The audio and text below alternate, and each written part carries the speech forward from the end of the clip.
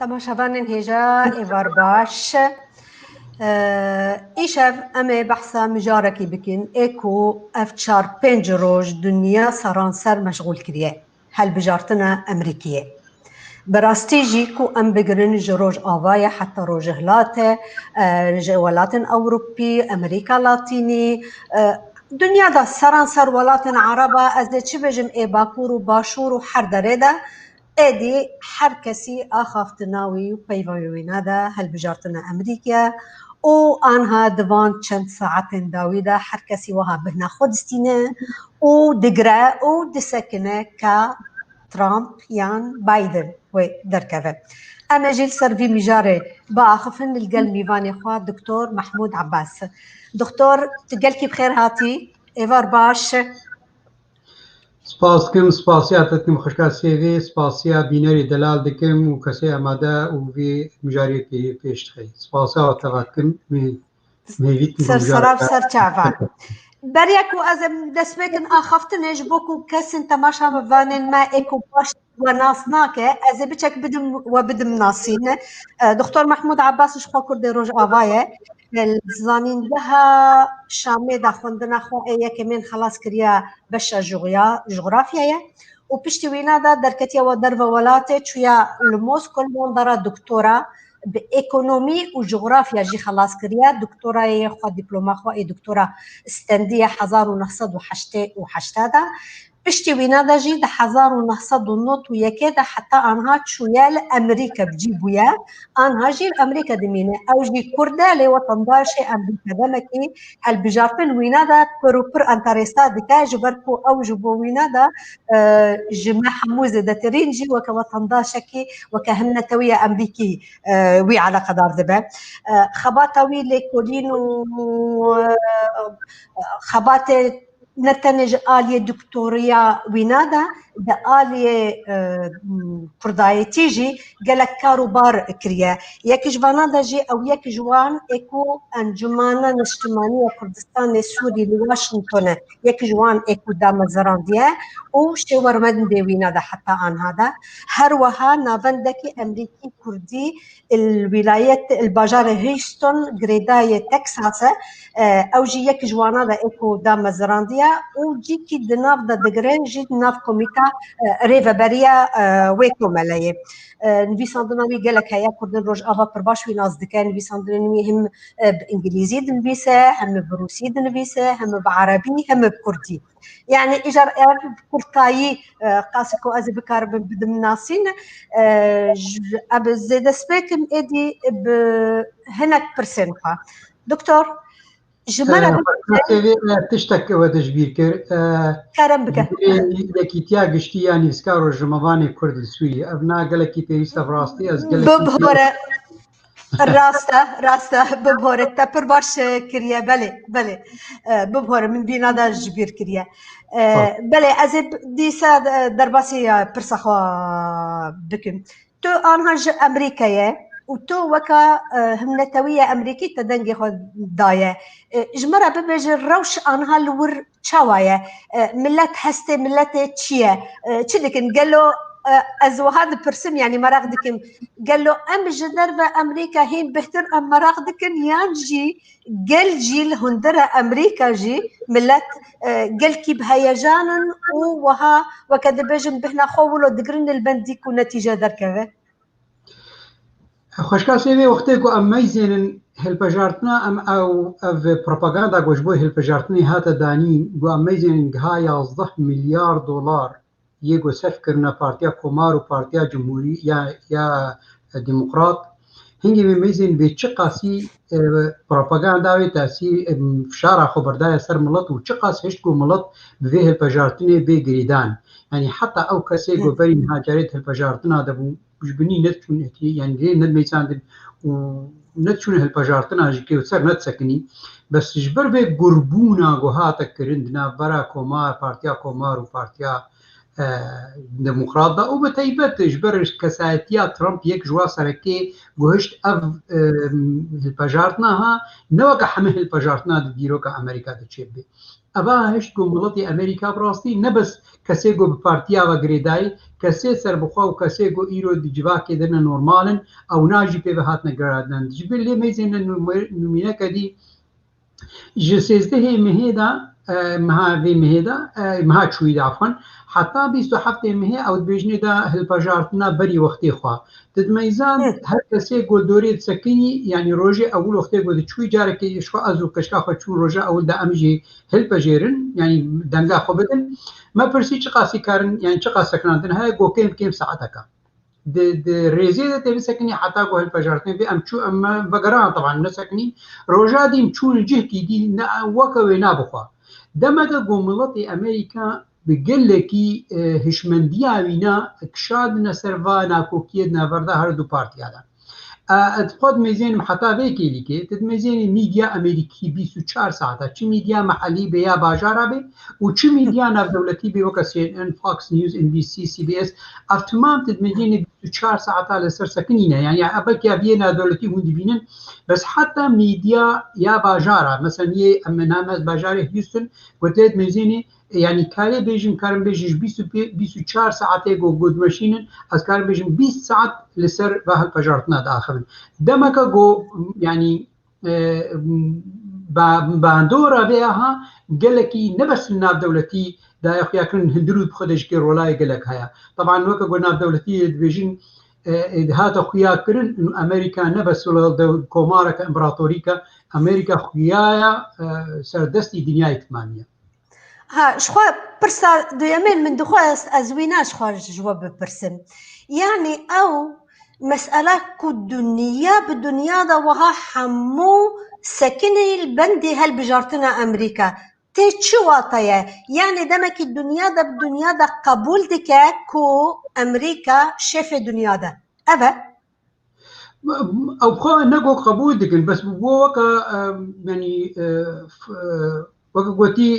بۆ هاتیە فڕتکردن یعنی ئەبخوا ببێتە نەوێ ئەمریکا بووە وەکە باندۆرا وێنا عالیە ئۆکۆنۆمی لە وەختێ گوت لێ مەزیێنێ مەسەلەن ئۆکۆنۆمیکا ئەمریکا دەگهێت 20 میلیارد تریلیۆن دلار 20 تریلیۆن دلار بقاسی ئۆکۆنۆمیکا ئەوروپا و یابان و رووسیا تمامی سەر هەفت حەزێت کرد قاسی وێنایە کامپانیە وێ لە سەرێسەرەی دنیای تمامیانەوە طبعا دوواری عەز لەشکەری دامزانم بێت چه قاسی باندۆرا خۆرتە ڕاستەوەکە گۆ ناکۆکی ئەو وتکارێ هەمبەری وێنا و رووسیا و سینێ دەیت دیواریدە بەس دوی واریدە گۆ مەسەلەن دکارێ دوورپێکی سەر رووسیا دەنی دواری ئۆکۆنۆمیدا دکارێ فشارێ پردێ سەر ئۆروپیا باندۆراوی ئۆکۆنۆمی کامپانیە وێنا بێسێوەی عسکەری دنیای تمامیدا ئەبێ هاشتیە بۆ ئەمریکا ببێ فڕتکرد نەگۆن و وڵاتی دنیای تمامی تشتی قبول دکن نا بەس بەر بۆ ئیمپراتۆریکە نەدعالیە بەس لەشکەری تەنێ دەدعالیە ئابۆریە دەعالیە ئۆکۆنۆمی دەدعالیە تێکلیە گۆتێکردن یعنی هەمە ئالیاوە دمێژێنێ ئەوە ها هاتیە گۆتی فڕتکردن سەر دنیای تمامی طبعا لەوێ دەرێ هەندروی ئەمریکادا مڵەتی ئەمریکی دچێڤە هەلپەژارتنە و هەق قاسیدوا ناکۆکیە دەوێت نەش بۆ سیاسەتا خارجی و نەش بۆنی دەرەبە تمامیژگێ بەلکە ئەڤنا نەپرسێدێ بەس ئەڤنا تژێکی گەلێکی گرنگە خوشاسێوی تژ ئەمری مڵەتی ئەمریکی پرسێتی چما چی هەلپەژارتنەیەک ئەمین 45% ئێوانات بێژین دبێژبەر وا کۆرۆنا ترامپ نەگەلێکی قەنجبوون بە کۆرۆنای سەکنی پارتیا دیموکراتی بەلکی باشتر بێت تقریبا 35 حتا 40 دواری ئۆکۆنۆمی دەچەکەنن دووەختێک گۆ ترامپ بڕاستی دواری ئۆکۆنۆمی دەخۆشی کڕۆلەکە باش لە ئیستیانی ji miletê ئەمریکیە گۆ نەبێ کۆرۆنایبانە ترامپ bi taybet derketibane bê nakokî yani bê goh pêjî fikirî man evî nada ew balkêşe yani anha her kesî weke dibêjin spesyalîstin ew êku muxtesin di mesela Emerîkî di serê de digotin Biden wê pir bi rehetî xuyaye wê ew li pêşiya Trump lêxe û Biden jî kampanya xwe ê hilbijartinê li ser do pirs kiriye weke rem kiriye mesela korona yani Biden gelek li ser vîna da sekiniye وغوتيا او هلوستا ترامب الهمبرا كورونا هلوستكي بمسؤوليته ببرسياريه نكاري بقد كريس تشي بكرو براستي 260,000 انسان الامريكا مرنا فقط يعني سوربريزي كل وردر دكافه مسألة كورونا من قد دو نقطة أول أو كورونا سوربريزي كو دركتيا أم ديفين دقاداوي خلق در دكافين دبجن وفراستا هوقاس كاس مريان نظام ترامب تشتكي نكريا لترامب وكدبجن فكرة كي ليبرال أزادي أفينادا خلقي رانا بجن نماسك دينن يعني قناع نماسك دانينن حريكي خلق مزنن بلا بسري خدا بك يعني أو أرجومانتي كو بايدن دخست بكاربين الهمبرة ترامب ببو حجتكي زادترن بآلية ترامب شوية يك أبا دو مسألة رشكة مسألة راسيزمي اكو دناف جواكا امريكي هيا مسألة مثلا او جورج فلاي او داويدا اكو دركتيا نافتنية يعني مثلا اذكرم او ببجم من كاميلا هاريس من جهداري كريا براستي از بخوا شوكي بوما بحثا روشن جنن رشك دكا دبجة مثلا لنيويورك جنن رشك دمك وزاروك خواتين الدنيا زيدترين حشت قاد زيدتر دكار بمرجنن رشك جنن اسبيه ولات الدنيا دا كمان اكو جنادا هين دمرن دمك وزاروك خواتينن او رشكن امريكيه لديسا يعني افينادا اگر ام ببيجن بايدن دخست دنجي رشكا و كوبا و مكسيكي و اسبانيول السرفينادا قالك خد سبارت فعنادا حركسي جدوت كسن لك لا اف خلقن اف اقليه اف كسن اكو ديسكريميني و او دنجي خبدن بايدن بداويدا مناري تشتكو هيا جنن رشك راست دنجي خدان بايدن فقط ميرن كوبا وإسبانيول وإيرشكن دبيجن زيدا ندانا وخلق جبو كورونا ديسا دنجي خو ندانا بايدن تفينا دا تشاوش ديرو فادكا يعني تشتكي بربالكيشة براسي بالكيشة خبراتي بس بري وينا أصخاذ فكرم تشكن هانو منك عني سر فرسا أول إنه شما دنيا هقاسي سيرفي أمريكا تكن شقاسي أمريكا دمزيني يقولوا باندورا ويقلك سر دنيا تمام هقاسي عالم جعنيري به البشارة الدنيا یک جوا خالی گم بود مثلا اکونومیکا و امپراتوری و نه یاد دوا ترامپ بهتر اقربون چکرش دواری نجات پرستیه دا نجات پرستیه با ترامپ در کتات خویا کرن دناب دنیای دا عالمی کرید جیکر يعني حتى او دوستي بنايه غوبر بيرت كرن ولو دوستانيه تنج برباندورا امريكا لدبنجها خدا جنرازينا ابيك جوا صدمي جو رشتيا ملط تمام سرسكري يعني تدميزيني يه دربه بهتر ناخذن ترامب يجي هندرو ابنا بس مدرن سر برساته براسي برسك قالك جرينجا اماش داوي دسبيكن ج كوبا ملطي مثلا كوبي او نا او دواركي انه تشقاسي دوربيج سر كوبا بيكرن سر كاسترو سيستيما كاسترو يا كوبا ناتي دايا او بهتر بير نجبرغو يه بارتيا كومار به او جوا پارتیه گو تجاره نخوازه تکیدیا به کوبا را بکی اوباما وقتی گو دیموکرات بو هنگیتایی دری وکرن کوبا را کاسرو را کر شکر اوا ها بو وکا نگاتیو تیج پارتیا دیموکرات را اوا باندورا خود سر تکیلیه بایدن خوشی کر آخرتنا بایدن کتد میزنه کسی دی فلوریدا دا بلادا فلوریدا پرانیا و ملطه کوبیه یه گو باز دانش کوبا هاتنوی دی سکنیه همیچ که بدونگی خواه هرتم جدنا یا پارتیا کومار ودوی که دیگه ده بهتر دانه یا کومار مثلا مارکو روبیو سناتوری امریکی یه گل فلوریدا یکی گلی که منابودن گبراستی خواه پیشکشی هلبجارتنی یجی کرجارا چوی 2016 او نایی که کوبی اصلی خواه يعني أبناء ددي خويا كرن إنه أفكوبي بس نما حما أمريكا لاتيني دوي واردن مثلا هي مكسيكي تقريبا كاري بيجي 12 مليون كسينا يجو الناس نما وانا دخازن بسطن إيرود أمريكا دا بين ناس نمنا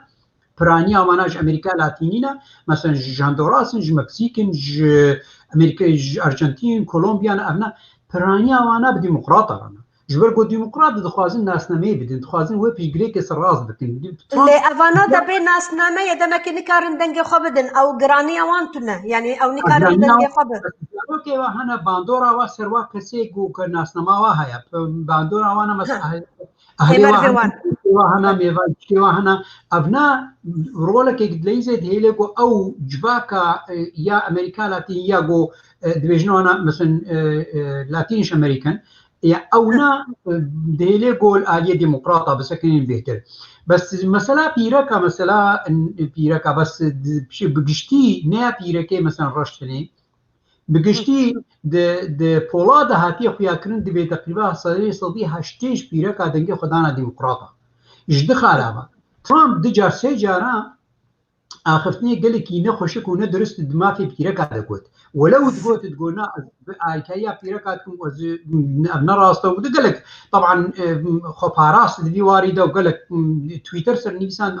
اخفتن حمد كذا بروباغندا دجي ميدا ميديا وقتكم ميديا دبسين انا في شغالي در خصنا بس بنجها خدا بولي قدانا خويا كرن سري صدي هاشتي يقول بجارتنا دانا ديمقراطه بس خو زلامي دي رشا ازبهور ناكم زلامي رشا اوش كيف ديمقراطه رسكنين برينها قال لك جوانا بجمهوريه ربون بس ترامب كسايتيا خو يعني ابا هذا خويا كرن انه او دجي مثلا وقت قد بي بلاك مان مارر يعني انه بيشي فلويد وهاتا كوشتن ويك دو ديج كي هاتنا كوشتن بدستي بوليسا ترامب هرتم الاليه بوليسا سكني هرتم الاليه حكومه سكني دجي سوج تخصص سكرا رشاده ابا هش جو بولي ترامب دناب رشاده كيم بي راسه بلكي فيها بشجتيايد هاتا كرن هناك بارتي كومار ديمقراطيه رشابون اجبير نكا جو بارتي كومار دبنجها خدا او يا ما في رشاده يا دي صلاه وقتي جو جيفرسون هات يعني جيمس جيفر يعني حربا نافوي يا جو تشوي يجو ما في يعني ازاديه رشاده يا بارتيا كومارا او يعني باشور سكني وبقران بس جبرجو تجهرتين كتيا ايديولوجيه ده ايرو ترامب ديمقراط كتيا زبنجها هذا بس دفي بودوا بولو خدا يجو بهتر البيشات الاليه ترامب سكنيا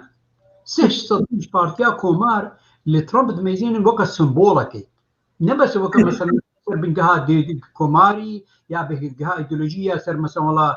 تاكسا ضريبه مثلا يا تندرستيه يا مثلا ميكي افتمام نسبه تسكرين يعني ترامب شكر بانش كي ديسان كي دميزين وقت سمبولا نجات بارستيه سمبولا مدرخستين او ميزو يعني تشتكوا الجمال خاصه تيغوتين خوشحال سيدي مطلق هاي استخازن بيجم بونا اريكاريا ترامب او ايكونوميكا ترامب جو كري يا جو هشت جو او رشي كي جيانا بشكل خوش مفي والا من عيني وين اختادوا خاصة زبيجم يعني خوياي طبي هلبت يعني او رشكن دزانن او شقاس نجاد بارستا يعني ترامب وكا او وكا دبيجن امريكي اورتاي يعني امريكي سبي و دخازه تجاري خاص سوبريور دفينا وش حركه سيمسترا ورشكنا خوازه وادنا خوازه يعني او دسكوره وينادا او استنباري وهذا ماشينا فقط راسته تشتكو هشت برزيدا ميرن رش بطيبتي هاو قاسب قرسي دنجي خوانا دن بايدن مسألة ايكونوميك ومسألة كار جبركو افينا ذا بفي دسكور يعني او قوتنكو من جوارا كار خلو قاضية وتشتكو تيغوتن كوبراستي جدامك وترامب هاتيا بلكي افجارا يا كمان هاو قاس مسألة العطالة يعني بيكاري دناف ميرن رشكا وهذا رباصدبن از تشتكي دن ببرسم يعني انها تيسا دي بجم از نكارم لوي مسألة بنرم هالبشارتنا وتشتي قمبانيا كوتشيبويا بيكو معروف خدين آلية فرنسا دا دمكو ام جبر علي فرنسا ام دينارن او برايه تبحث براكر يو بس الا او قاس براك وهاتبو داين جبو كامبانيا هالبجارتنا يعني ام بالا خوددن بايدن وترامب حاليا جوانا دا 1.3 مليار يورو خرج كرنا جبو كامبانيا هالبجارتنا كنت بزاني بتشقص او هجمار جبوما او رقم بلندا مثلا ماكرون الجماع 2017 ماكو كامبانيا خود شكل يجبوها البجارتنا 16 مليون من ال 16 مليون وياك نقطة 6 مليار دولار يعني جبوونه الجماع تم تيغوتين لفرنسا يا ديمقراطية امريكا ديمقراطية دولار اگر نبر دولة مندبة تتشاوى دكارة بفكرة يام ببيراتك كتب بسروك دولته يعني دناف دستور أمريكا وما في المروفاتي دبجين حر مرف دكارة خوبك نامزتن جبوكو بسروك ولا تخدا أري يعني حركسي فقط تتشاوى أجر دبجين جيل أمريكا أجر كيماني دس فكرين بين 6 مليون تتنبه حوجناك تقط بفكرة باشا يعني أو براية دمكوتين جبو فينانس جبو تمويل كامبانيا هالبجارتنا أو هولدينجن مزن فينادا ددن هولدينج دمكو ددن جبو فينا مزتا يعني جبو فينا مزتا البته الهمبرا وينادا تشتكي دخازن برسا من أوا قال له أفتش ديمقراطية داويدا دنياكو دلقينا وكسي أمريكا بخوا وديمقراطية ديك هولديكا يعني دنيا دي ساوي شغادة دبا محكومة هولدينجا يعني أجر نوهابة باور ديكيكو أو بشتكو بين هالبجارتن دكارن سياستك بسر بخوا بمشين إنه نجري دايوان هولدينجن إيكو برادان وانا دجبو كامبانيا هالبجارتنه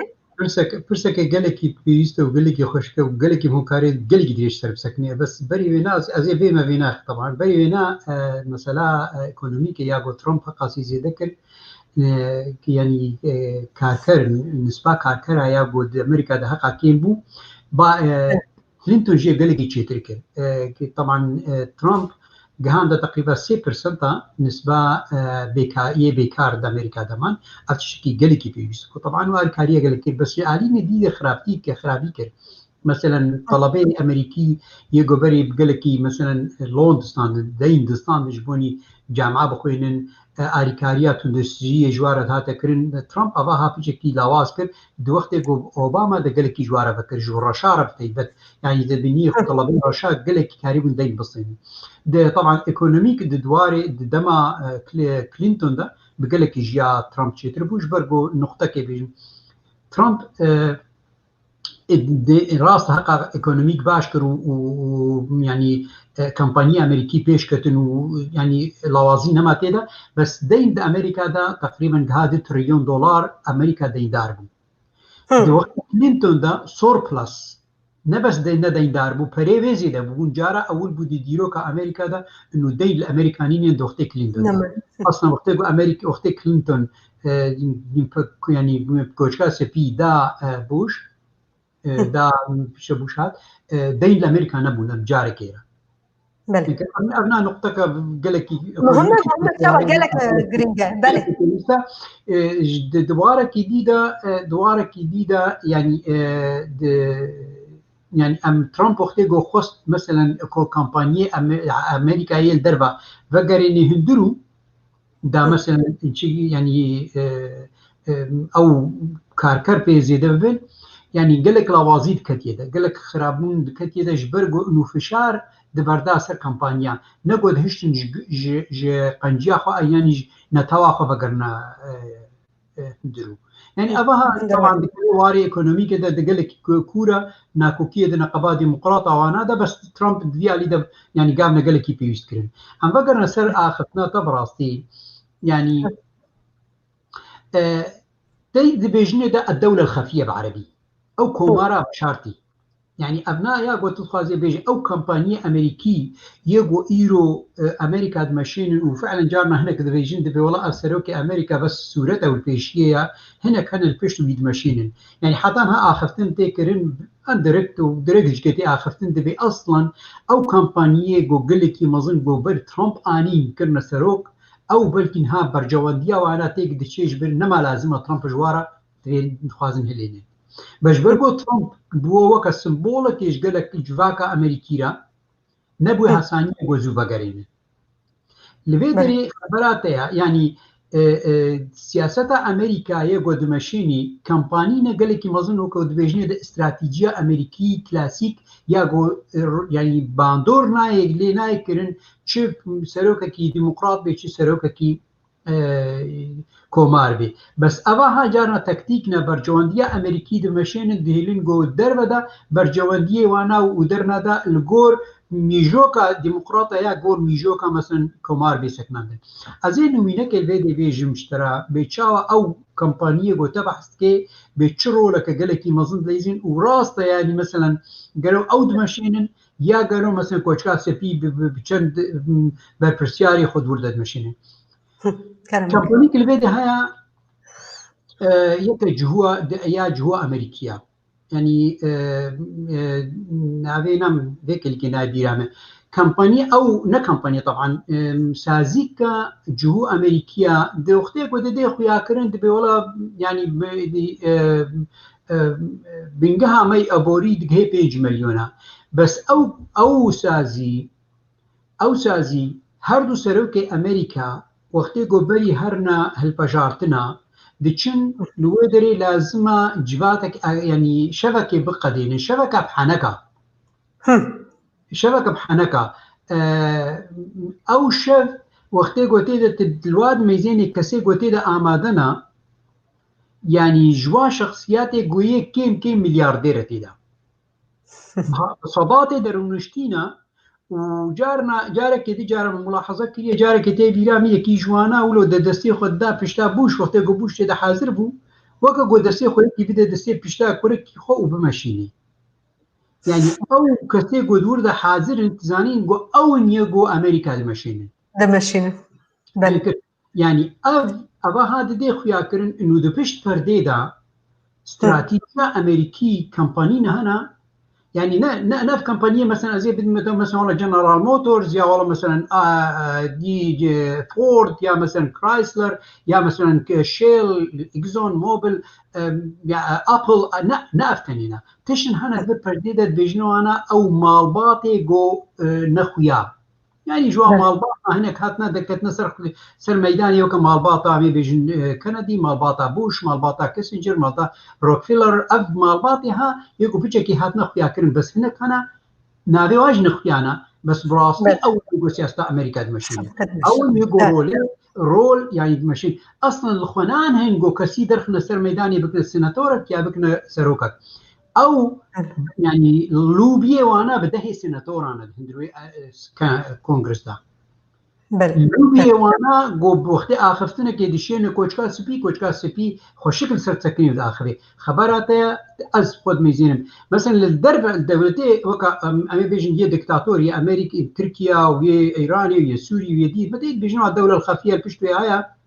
او دوله عسكريه مثلا بين مجموعه كش ضباط هناك بارتيكا مثلا لفيش بس امريكا ده مجموعه كش ضباط نا لشكرين نا مثلا والله سياسه مدن اف كمبانيه قال لك ما اظن كمبانيه قبل مليارات اشتغلت الدنيا هيدا كمبانيه قو سردستي وانا دكي حمى كمبانيه الدنيا هيدا سردستي كده اها اصلا ابويه هذا وين مين ليش بشكل قال لك بيست او يجو آریکاری به اردوغان رکرد ایش سال 2006 حتی 2013 40 میلیارد دلار داد. اما بین سر به مسئله اما ننتك ببن اما بین مسئله اكو على قدر هريمه ما بزيادة ترين جوي مسألة هالبجارتنه ومسألة روج عباية برانيا سوري مقرأ ناوي سازية ايباك بله آنها جبو كردن روج آوا برانيا وانا دا دليوانش بايدن دخازه هر کسی دبیجه بايدن و بهتر نزیک کرده بهتر و دستک بده و بهتر آلی کار به ترامپ تدید دمکی خوک شاندیه هشتیه کو ترکی تکه به سرکانیه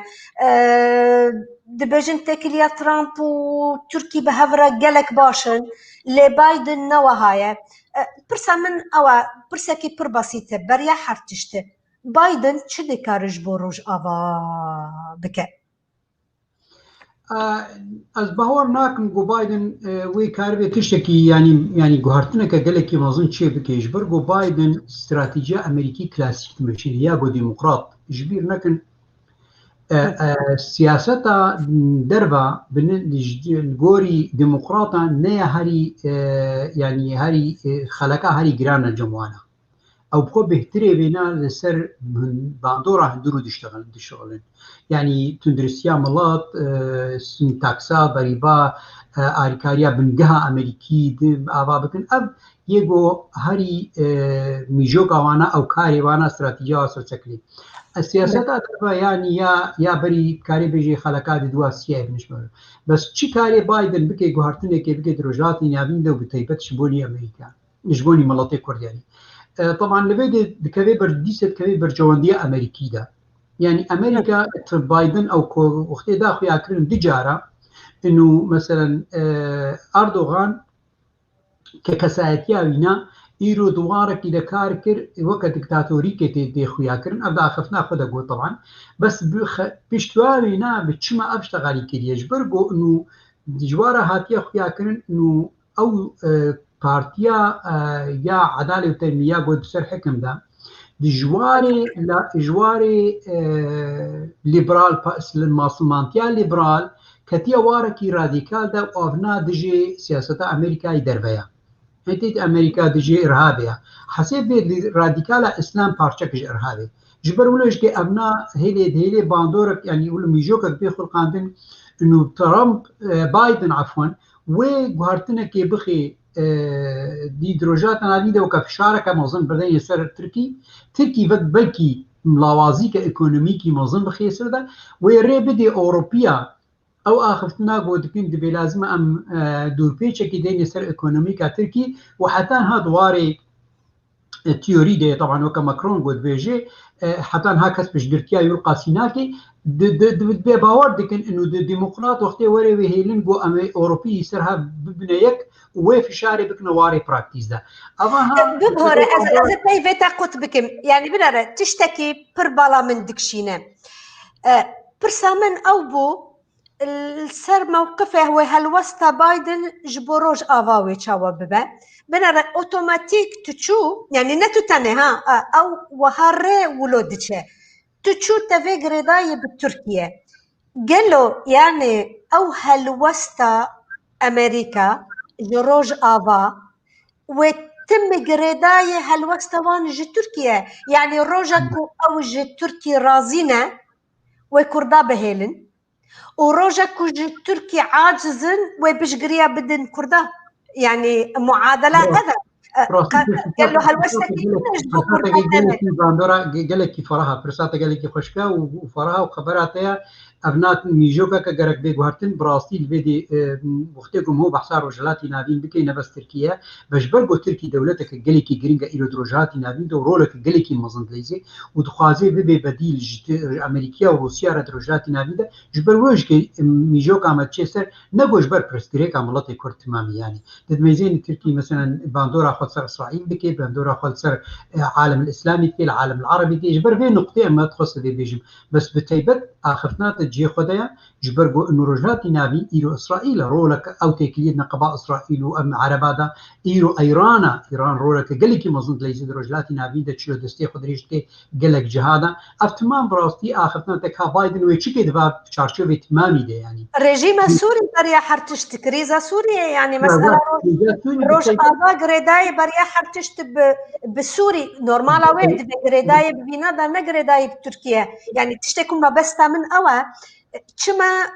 روج آوا و کرت کردادا ويتم ببلاستيك وكا كرتك يان الهمبرا بينادا يان الهمبرا بينادا لي ولي نينارين وكا بروبرام جل اكو ما فينوي رواهيا ودفيكو ديمقراطيكي وكا امريكا وكا ولاتن دن بيش قريا في قال لي بندسبكن يعني او قال لكو ما فينوي روات تين بارتشقاندنا يعني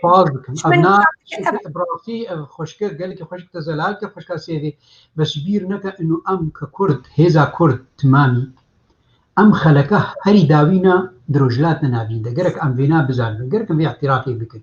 ونبس في جم خلقات تالينا أم جبلا ولانا أو خلق جيك جبلا ولانا ميزينا بيتش قاسي أم لوازن ها وقتي قرك أم سباسيا أوروبا وأمريكا بكن وروسيا وقتي قو إيرو تشع أمريكا المدكن يعني براسي الجور بنجها مالجور يعني نبنجها ملطها از بنجها تفجرا كردي ميزين وقتي جور جرانبونا تفجرا كردي بانا از باهورنكم قرك كسي حقاسي جرانبون ندابانا ما طبعا جبرجو أم 2 مليون كسن وجغرافيا ما قال لك أباها قد هي شعب نيري من أمريكي يعني أوروبي يعني روسي يعني جرانبونه كي بتما ولا النسر بنجها تفجرا أم قالك لوازن همبري دجمني خوا بس أزد بترما يعني بايدن أو بارتيا ديمقراط وقتي جواري از خود دوی وارین دوی باوریه دما پشگیری که سوری وقتی که مثلا حصران سر پشگیری که سوری از بیجن به انوی پشتی بلکه که مثاله که حتی گو پشتی که سراس بویس پوچکار سپین حتی پشتی گو اف يعني لفخستنا گو ترامپ چه که یه پشتی که سراس بی از بیوی يعني تکلید نبراوا و روسیا دوی ببن و ریکفتن نواد چه بین جبونی پیش روژا سوری بتایبەت یەک خالەکێ وێنە وێ نەڕێژیما بەشار بێ بەلکی کۆمارەکەی بێنن ئەو کۆمار کاربێ تێکیلیا بڕۆ ئیسرائیل بکەی بێ چرا ئیرۆ تێکیلیە نەقەبا ئیسرائیل و دەوڵەتە عەرەبات بکەیت ئەv یەک ژوا خەلەکەی ئەساسی بێ ji ber دیموکرات gelekî jwara pêwîst e piştgirtiya lûbiyê Amerîkî lûbiyê cihûd hundirûyê Amerîkada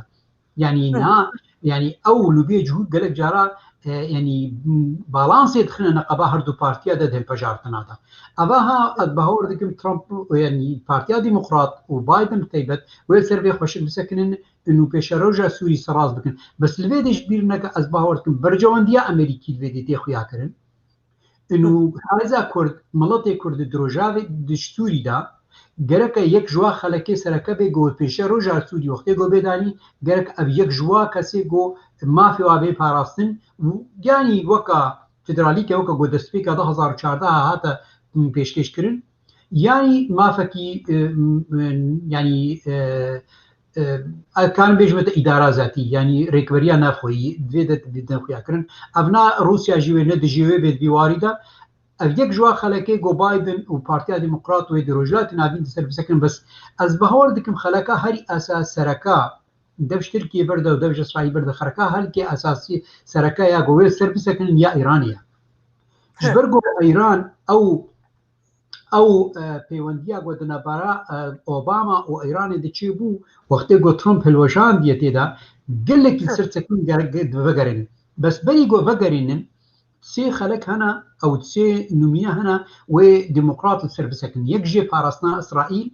يجي دوا انه ايران لازم دستيخو حق ادريج نكي با هرمي جو ايرو تيدزيكيا يجوا هرما بطابات عراق حتى مثلا ترامب يقول بيجي بيزي والله بالوزيا خو عراقي بكشن افانا خلقه كاساسيه وبندورا خو سر ديمقراطي كي باركي ياد دوا ازبهور دكم او كحش الشعبي وانا وجوهر بندورا خو دين سر باشوري كردستاني هاي بيناج كي يعني ريك جيربين او بيشاوي بسكن يعني ازدور نابي حتى بقنا خلقك انه لازم ابحش الشعبي به لاندن هدوري عراقي ده بتكليه بإيران أو بخو أزميزين إنه بتريوينا ديمقراط ويسر باندورا إيراني تكليه إيراني بسكنين جبرجو إيران هبونا وينا دي خطأ كقال كي مظنة في الشارع يعني مطرسي كقال كي مظنة جبوني أمنا إسرائيل وأمنا إسرائيل تزانية عن بارسنا إسرائيل جواز خطي صورة كسن شنابي تجاوز عينكي تو باوردكي و او ديمقراط و فيغارن او بيمان نوكليير الجل ايران و جارك دن نيغوسياسيون يعني سر بين هذا مفاوضات بكن از باور ديمقراطة بيجيكش خلقي أساسية ويفجرن ويسربي سكنن وبس وكا قومقوتي طبعا نوكا ياغو أو بيمان أدنا قبا أوباما ودي إيراني ذكرن وخلق يعني نامنا دي دناب دبينا قفتو كرن هنك جواي نونا يك جواي نو هابونا يعني باراسنا إسرائيل بلكي مثلا هنا كده بيجين دي بيقالوا وقت ديمقراط ورن مثلا مطرسيك ده كده استناب إسرائيل ده إنه أو باراسنا يعني قال لك ناي باراسنا وكا ترامب في قلتيها بيتكر قالوا إسرائيل إيريشي خزيدة بكسر بيسي إيراني سوري ده مثلا إيريشي بكي مثلا بيسي دي رجيم بشار أسد از ندوي بهورية ده موازي ده بكي بس وی پا خبريزي دي ساني كوي اعتماد خبر دي سر أمريكا أو كو بارتي أكمار جو فشاري برد سر إيراني وادست قابيا زيدانك يعني يعني ترامب الدفينا دا تشتكي بر نورمال كريا يعني دما كودتشا قبول دكي قدس عاصمة دبجي إسرائيل وصفقة العصر دردخي دو أورتيدا أو بيفان الناف نتوي حتى أنها إيكو معقول إيكو حركسي حتى أنها قبول كريا شكرنا دو دولات اللي تنشتها إسرائيلي وفلسطيني يعني ترامب جوينا دا وكذا بحن ليه خستيها وشوية بايدن أن هذا ما كوفجر وفجر ناف نورمال ناف نتويا نورماله يعني أبينا دب قناعة من أزوها دبيني من سر مسألة بيتكليا إسرائيل وكانت تقوتيا راست مسألة إيراني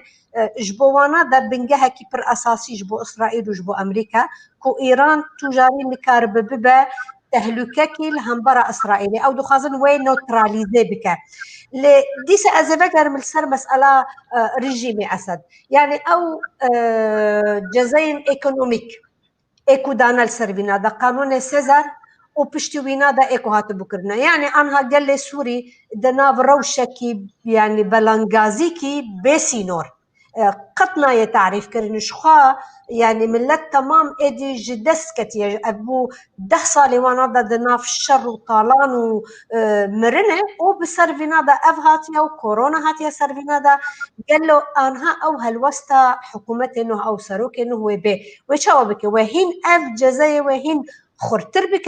يعني أو باوردك شارع سريكي جبو كريزة سوري وبفي مسألة باندورن إيكونوميك وزوريا إيكونوميك وحل بكن تباوردك أبينا أنا باورية ده وبيرية ده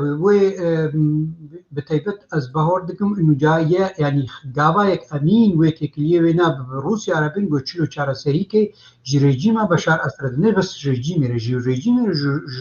ج اپوزیسیون رجبرگو پارچه کی مازن ج اپوزیسیون سوری الجم امریکا حسب تيرور يعني عمليات تيروريه جمازن لبيد نقطه خالك المخيا كرن چما قاس امريكي مثلا تكليه خو ايران رنبكن راس و تكليه ريكفريا و بيونديه بير بكن بس تجاره و ني تكليه ناب دولتي منظم وك دولتك بير نكن دور بيچا خو يسر كيم لكن جبرغو حسبتن الراديكال الشيعي يعني الراديكاليه الشيعي نكم ترج راديكاليه مسلمانه السني مثلا چما قاس دي اردوغان سكنج بد راديكال اسلامي اپوزیسیون سوری ایو وقتی گوی ولید میزنن اوجی پارچه هایی مازن جه دوی واریده دوی بشه دی نخویا کرن اد به وقتی گو پیش روجا سوری ملت سوری آیکاری جر بکرن و نگو ان والله مثلا دو پیچ سر سوری لین سر رژیم بشار لین و بشار اسد رژر بکن گو چته بخوازی بکی نه و بخوازن گو د رژیم بشار بگوارتن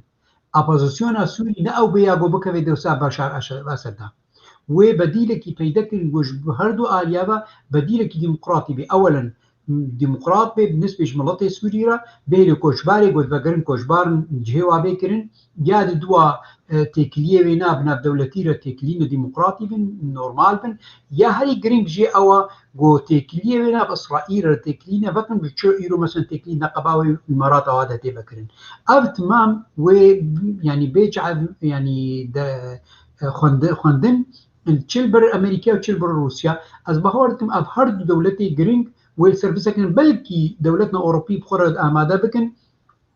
قول في تشرشوفي ميزانن جبوني وك آريكاري كيش ملطي أمريكا كسوري را بس دوي گفتگوی دواره کفتنه گو بيجي نكن دنابرا روسيا أمريكا دا از دوي بهاريه دا ما إنه نريجما بشار أسد ونا أبوزيسيون سوري راديكال ويتيدا آماده بن يعني وهردو جينا حاضر بن دويتش كي تجبركو هردو جي يعني كو بعربي ملغينا د چارچوبه ده بالنسبه هردو بارجي يعني افريج مكا د ميديا دنيا تمامي ده هاتي خويا كرن يك جو 300,000 انسان سوري خوينا دستي بيت خوينا واده ابادي اوبوزيسيون كراديكال نا او اوبوزيسيون سوريا دسبيك وقت امريكا بشغرتياوي كر شخوا يعني دماكو امريكي دس بكرن يعني برزوري ددان جبو يك ريزا كردي انا كسا وبيانكا بالقلهف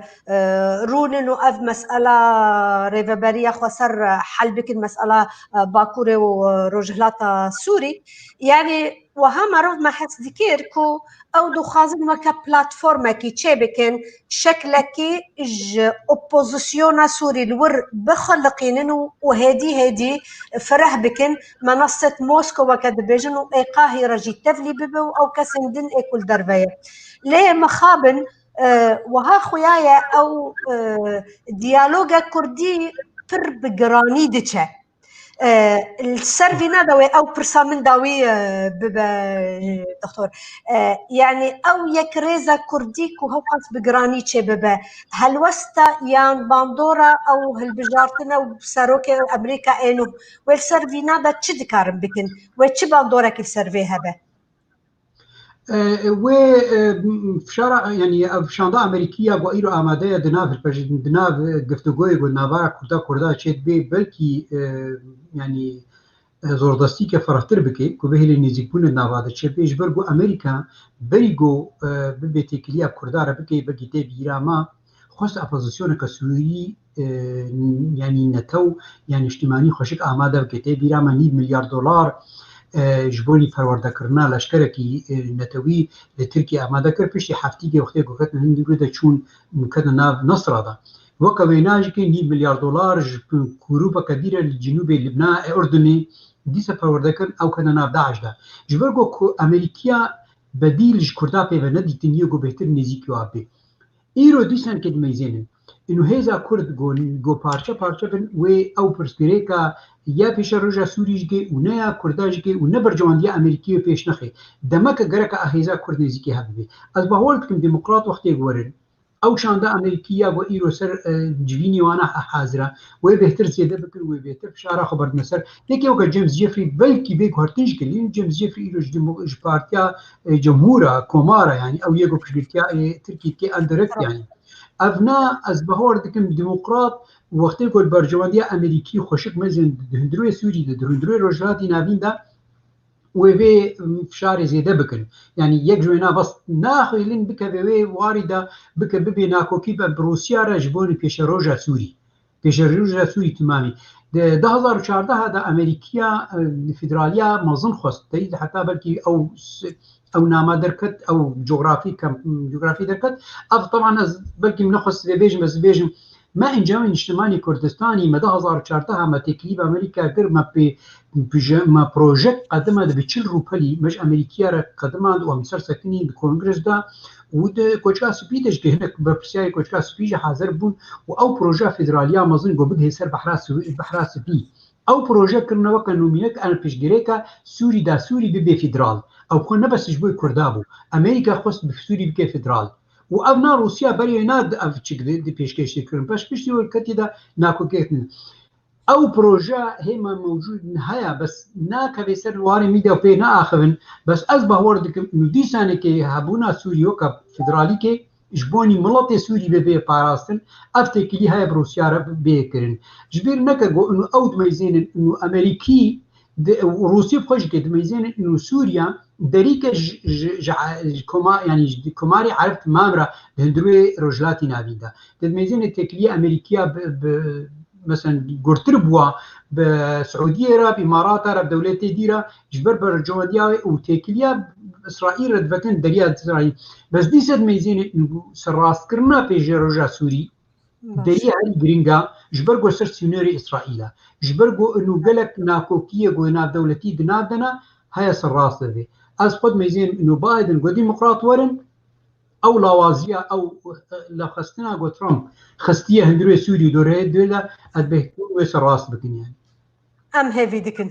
دكن دكتور قالك سباس اشترى براستي صحبت كي برخوش بهفرة درباس كريا وقت بر بلز درباس ويا سباس جبوفان حمو باشكا خوشا زي هذه النقطة خالك بيش جبوني قنش بفهم كرين ميزين الديمقراطية حماة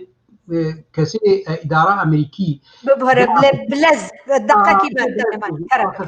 آخرتني قد البجارتنا هذا كن وقتی قد کرنه کچکا سپیده گلک جاراتی گوارتن گلک مویش که برچه فلسطینی و ديمقراطي که هرتمش که سیاستا در وده گلکی لاوازن نه گلکی گرد آخرن سیاستا بس تنزانی وقتی قد کرنه کچکا سپیده وی چی بکرن یا امنا تمام شعب نیرن دي سنه که دبر پرسیده بله ام هیوی دکن کو باش به وجبو كرداش بو برجواندية هم اي كردادا وهم دنيا دا حمو او بسروك امريكا انوه بكاربه غافن اريني دا بافيجي قالك سباس دكتور ايفار باش گلکی بخير سر شعبي تباشا فانن هجا و ام هاتن داوية برنامه يخوا حتى جارك دن هر هون شاد و آرام بن ايفار باش